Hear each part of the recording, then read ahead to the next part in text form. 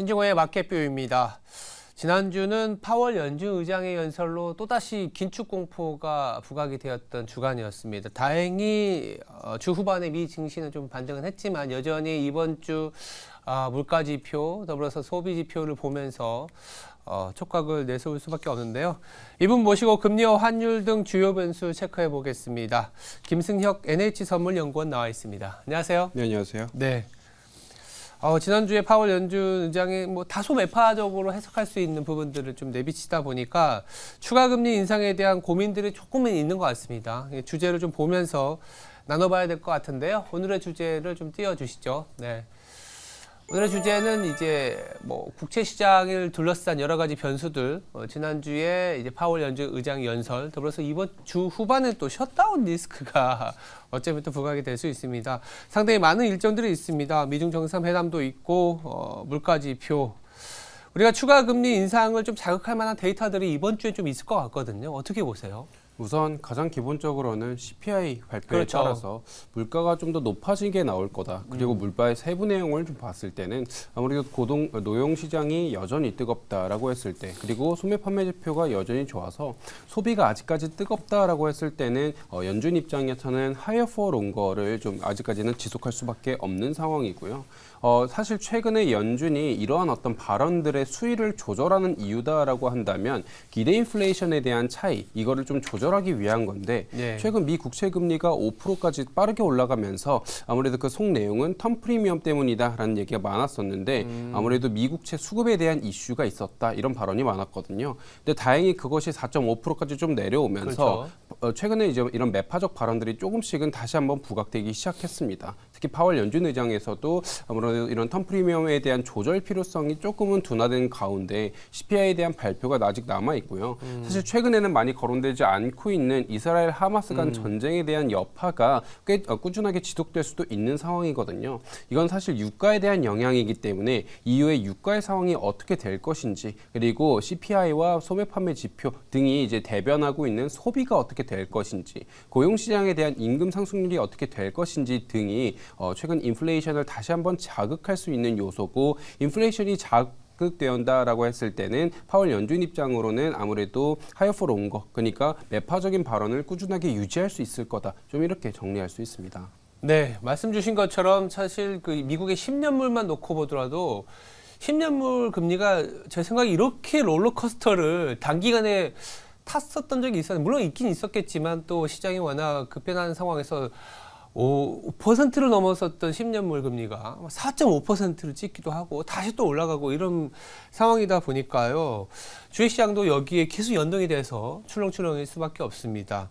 국채 시장에 영향을 미칠 수 있는 매주마다 입찰도 있었고, 지난주엔 또 약간 아까 공상은행 저희가 좀 다뤄보기도 했지만 해킹도 있었고요. 또 이번 주 후반에는 또 셧다운 리스크가 또 있단 말이에요. 국채 시장에서 챙겨봐야 될 변동성이 굉장히 높거든요. 어떻게 보세요? 우선은 최근에 사실 국채 금리를 움직이는 요소가 무엇이냐라고 했을 때 네. 원래 입찰은 꾸준하게 있어 왔는데 그렇죠. 이게 최근 들어서 사실 다시 한번 부각되었잖아요. 그럼 그 맥락을 파악하는 게 중요하다라는 말씀을 드리고요. 왜 지금 와서 국채 입찰이 국채 금리에 대한 변화의 요소가 되었느냐를 저희가 좀 알아볼 필요가 있는데 네. 아무래도 11월 17일이 최근 이제 셧다운 리스크가 다시 한번 부각되고 있는 요일입니다. 그때 당시에는 이후에 미국의 이제 재정부 입장에서의 이후 연준이 어느 정도로 재정적 허용을 해줄 것인지가 결정되고 있는 상황이고요. 네. 아무래도 하원 의장이 지금 바뀐 상황에서 새로운 예산안이 지금 공개가 되고 있는 상황이거든요. 이런 여러 가지 리스크를 안고 있는 상황에서 최근 들어서는 다행히 미 국채 금리가 좀 내려왔다, 4.5%까지 내려온 이유 중에 가장 큰 이유는 3분기 미국의 세수가 좋았습니다. 아무래도 캘리포니아 측에서 세금을 이연해서 거두온 것이 지금 와서 효과를 발휘했다라는 해석도 있고요. 네. 3분기의 세수가 생각보다 좋다 보니까 아무래도 재무부 입장에서 추가적으로 국채를 발행할 만한 필요는 좀 없을 수 있겠다, 이런 예상이 좀 들어왔고, 실질적으로 4분기 리펀딩에 대한 자료가 공개되고 난 이후에 우리가 예상했던 것보다 국채에 대한 발행 물량이 많지는 않았거든요. 네. 그러면 국채의 발행이 많지 않다, 즉 공급이 많지 않다라는 거는 가격 면으로 있어서는 상승 요소고 금리 면으로 있어서는 하락 요소입니다.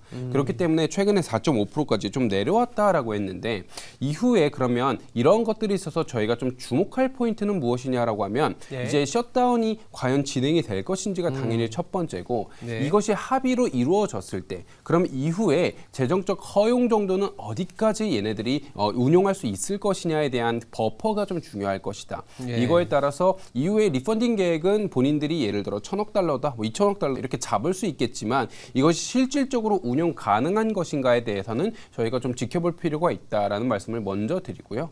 예. 이제 두 번째로는 아무래도 채권을 발행한다라고 했을 때 사실 채권의 종류가 상당히 많잖아요. 그렇죠. 뭐 짧은 3년물도 있고 3개월물도 있고 10년물도 있고. 근데 그러면 뭘 발행하느냐가 포인트인데 지금까지는 저희가 T빌이라고 해서 단기채 중심으로 발행을 많이 해왔습니다. 예. 단기채가 유동성이 좀 더 좋고 바로바로 현금화할 수 있기 때문에 단기채를 중심으로 많이 유동성을 책정해 왔지만 사실 TBAC라는 이런 어떤 발행에 있어서의 자문위원을 하는 기관 입장에서는 단기채 발행 비중을 총 비중이 20% 정도로 권고하고 있어요. 근데 이미 이 20%를 넘었거든요. 그럼 반대로 얘기하면 이후에는 발행되어 있는 단기채를 장기채로 변환해야 될 필요성이 점차적으로 누적되고 있다라는 말씀을 드리고요. 그럼 이후에는 단기채에 대한 공급은 좀 줄어들 수 있고 오히려 장기채에 대한 공급이 많아질 수 있다라는 겁니다. 이거는 쉽게 말씀드리면 단기채 공급이 줄어든다. 예. 단기채의 가격이 올라간다. 단기채의 금리는 내려온다라는 거고요. 장기채는 금리가 다시 올라간다라는 거죠. 그럼 지금 10년물과 2년물이 적전되어 있는 상황인데 그 역전 폭이 조금씩은 줄어들 수 있는 거고 그리고 채권 금리로 면에 있어서 봤을 땐 저희가 스티프닝 되고 있다. 좀 이렇게 이후의 상황을 저희가 관찰할 수 있을 거다. 이런 요소들을 저희가 좀 눈여겨서 봐야 된다. 이렇게 좀 말씀드리고 있습니다. 근데 이제 국제 시장이 참 뭐 주가도 어렵지만 금리 방향성에 대해서 판단하기가 참 어려운 게 이게 뭐 셧다운 얘기를 좀 하다 보니까 자연스럽게 지난주 후반에 무디스가 중요 의견을 내놨어요. 네. 그러니까 등급을 하향한 건 아닌데 미국의 신용 등급을 좀 하향할 수 있는 부정적인 의견을 내놨거든요. 아무래도 또 이런 셧다운에 대한 얘기들을 넌지시 앞서서 좀 하려고 하는 것 같거든요. 만약에 이 셧다운 리스크를 저희가 뭐 단언할 수 없지만 좀 잘 지나가게 된다면 무디스에서 신용등급을 하향시킬 수 있지 않을까요? 재정지실조 방만하게 운영한다 이렇게 하면서 그러면 국제시장이나 어떻게 될 것 같으세요? 우선은 뭐 다행히 말씀하신 대로 현행은 유지했습니다. 미래에 대한 부정적인 의견을 내놨을 뿐인데 이거에 따라서 예를 들어 셧다운이 현실화됐을 때의 이펙트가 무엇이냐라는 질문에서는 저는 개인적으로는 우선 셧다운에 대한 이펙트는 그렇게 크지 않을 거다. 우선 충분하게 예상되고 있는 재료다 정도로 말씀을 드리고 있고요. 네. 두 번째로는 사실 이런 그 전망에 대한 부정적인 의견이 표출된 가장 큰 이유 중에 하나는 미국채에 대한 수요가 없다라는 겁니다. 아무래도 최근 들어서는 국채를 발행했을 때 그 수요 자체를 사실 어디서 많이 해주고 있느냐라고 하면 MF 시장, MF가 가지고 있는 여갈피 시장에서 돈이 많이 나오고 있거든요. 네. 근데 그 여갈피가 점차적으로 소진되고 있는 상황에서 미국의 세수가 점차 부족해진다라고 했을 때 그러면 미국이 발행하고 있는 채권을 어디서 수요해 줄 것이냐. 근데 지금 가장 큰 사실 큰 손이라고 한다면 일본이랑 중국인데 네. 일본이랑 중국은 꾸준히 미국채에 대한 수요를 좀 줄이고 있는 상황이거든요. 이러한 불확실성이 아무래도 가미된 게 11월 17일 날 좀 빵 터질 수 있을 것이다. 이런 어떤 우려를 하는 것인데 사실 이러한 우려는 이미 반영되어서 5%까지 올라간 게 지금의 가격이고요. 그렇기 때문에 셧다운에 대한 리스크가 확정된다 하더라도 이것이 어떤 이펙트를 크게 줄 것이다. 변동성을 크게 줄 것이다. 이렇게 좀 보기는 아직까지는 어려운 상황이다. 좀 이렇게 말씀드릴 수가 있습니다. 알겠습니다. 아까 이제 채권 수요에 대한 얘기를 좀 해주셨으니까 또 얼마 전에 JP모건에서는 이 정도 금리게 되면 채권을 가미한 포트폴리오가 꽤 괜찮은 일드, 즉 수익률을 내줄 수 있다 이런 얘기들을 하더라고요. 뭐 6대4 우리가 전통적으로 6대4 하면 주식에 60% 채권에 40% 넣게 되면 뭐 기대 수익이라는 게 조금은 달라질 수 있지만 그래도 한 7% 정도는 지금 나오기 때문에 아까 뭐 중국과 일본의 수요제도 얘기했지만 리테일 쪽에서도 상당히 관심을 가져봐라 뭐 이런 얘기거든요. 어떻게 보세요? 우선은 채권에 대한 사실 포트폴리오를 구성한다라고 했을 때는 네. 단기적 이벤트로는 제가 아까 말씀드린 수급이 있지만 이거는 좀 더 장기적 관점에서 봐야 된다라는 말씀을 드리고요. 예. 채권에 대한 장기적 관점을 저희가 좀 보려면 아무래도 미국 경제 상황을 저희가 좀 관찰을 해볼 필요가 있죠. 그렇죠. 네, 아무래도 최근 들어서 사실 소비가 점차적으로 이제 공개가 되고 있고 고용 시장에 대한 지표가 이제 공개가 될 거지만 전문가들 사이에서의 컨센서스는 이후의 소비는 점차적으로는 약해질 것이다라는 게 의견입니다. 아무래도 첫 번째 이유는 미국 경제가 현재까지는 사실 워낙 좋았지만 네. 현재 신용카드 연체율이라든지 그렇죠. 아니면 자동차 할부율이라든지 이런 것들이 계속 누적적으로 올라가고 있는 상황이고요. 그런 상황 속에서 연체가 올라가는데 소비도 같이 올라갈 수 있을 것이냐, 그거는 쉽지 않을 수 있다라는 게 첫 번째고, 두 번째로는 임금 상승률이 그러면 그거에 따라서 같이 한번 올라가고 있는 상황이냐, 그렇지도 않고 있습니다. 임금 상승률의 상승 속도가 점차적으로 약해지고 있는 상황이고, 예를 들어 이제 노동시장에 대한 지표, 뭐 비농업 고용 지표라든지 이런 거의 세부 내용을 봤을 때는 저임금에 대한 노동 직군이 점차 많은 비율을 차지하고 있는 상황이거든요. 그런 상황 속에서 노동시장의 질적 변화가 발생할 것이냐에 대해서는 그렇지 않을 수 있다라는 게 두 번째 의견이고요.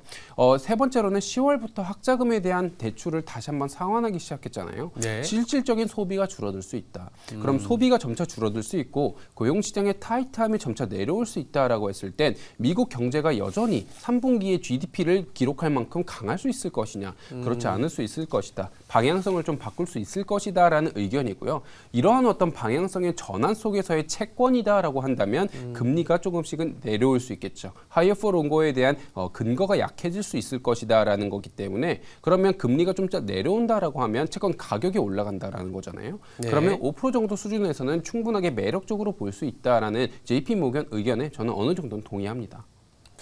알겠습니다. 그럼 미국채 그리고 이제 일대에 대한 부분들이긴 하지만 또 말씀 주신 것처럼 미국의 경제가 소비가 좀 둔화되는 부분들을 좀 생각해 보면 이게 또 환율 시장에도 상당히 많은 영향을 주거든요. 특히 달러화의 방향성, 이에 따라서 우리나라 원달러도 있지만 유로화, 특히 또 최근에는 저 엔화까지, 엔화의 약세가 너무 가팔라지고 있으니까 여러모로 일본 입장에서는 수출 기업들에 좀 도움이 되는 부분도 있고, 일본으로 즉 일본 입장에서는 들어오는 이제 관광객 수입도 상당하다라는 얘기들이 들려오는데, 우리나라 입장에서는 뭐 예전보다는 좀 덜해지긴 했지만 이제 경쟁 구도에 있는 상품이라든지 엔저 현상으로 인해 조금은 좀 부정적인 영향들도 좀 있습니다. 그러면 말씀 주신 것처럼 미국의 경제가 좀 둔화되게 되면 엔화가 좀 상대적으로 강세로 갈 수 있을지, 아니면 일본 은행 같은 경우 여전히 YCC라든지 상당히 다른 나라의 통화보다 좀 약하게 만드는 그런 구도가 있기 때문에 이 엔화가 어떻게 될지가 상당히 궁금한 시점이거든요. 어떻게 보세요?